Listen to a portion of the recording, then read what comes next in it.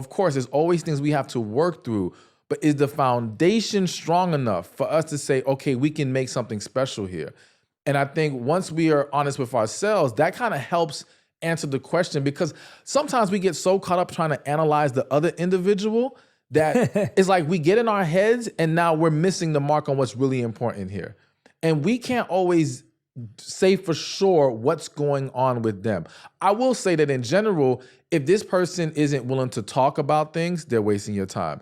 If they're not willing to address or correct things that have been talked about, they're wasting your time. If you guys aren't on the same page about what you want and where you want to go in life, wasting time. So there are some things I think we can just look at and say, listen, this is pointless here.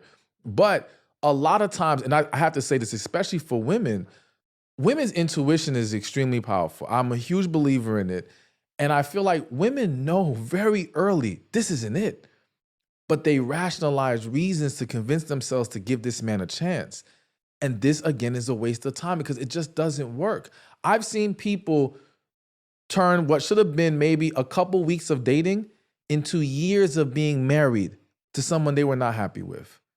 All because they did not listen to themselves from the beginning. They knew what it was, but they just could not accept it for what it was.